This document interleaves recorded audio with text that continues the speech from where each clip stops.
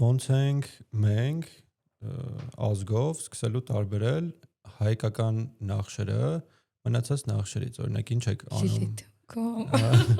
Ուրեմն պատմեք էլ ինչ եք անում դրա համար, որ մենք սկսենք տարբերել։ Դրա համար ես ոչ մի չեմ անում, դրա համար դες լիքը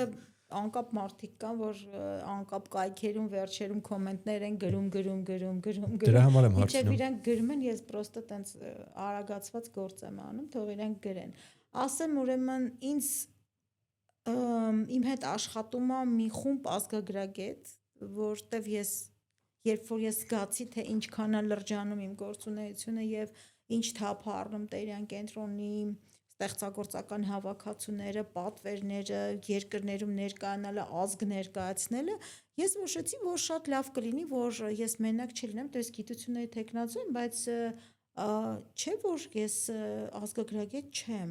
Ու ես հրավիրեցի իմ հետ լինել ազգագրության ինստիտուտը, այսինքն ընտրեցի մարդկանց, ովքեր տարբեր ծրագրերում մեր հետ աշխատում են։ ԴՆԿ-ի մակարդակա դա, դու սենց պրոստը զգում ես հայկական երգեր լսել տարբերել եմ։ Ոնց ես զգում, որ այս մի տեսակ մեր երաժշտությունը չի։ Միշտ չէ որ դու այդ երգը անպայման պետք է իմանաս, կլկլոցի ձև կա, չգիտեմ, գործիքի ձայն կա, որ դու զգում ես, որ այս մերը չի, այդ տենց էլ հագուստն է, այդ տենց էլ գույնն է, դու սենց նայում ես ու զգում ես, որ այս մերը չի։ Չեմ կարող ասել։ Իհարկե, եթե տենց դնես վերլուծես որպես մասնագետ, հա, բայց դուք հարցրեցիք, դուք որպես սովորական սպառող ոնց ճանաչեք։ Ուղղակի պետք է այնքան շատ մերը ճանաչեք, որ միանգամից տեսնեք, որ այս մերը չի։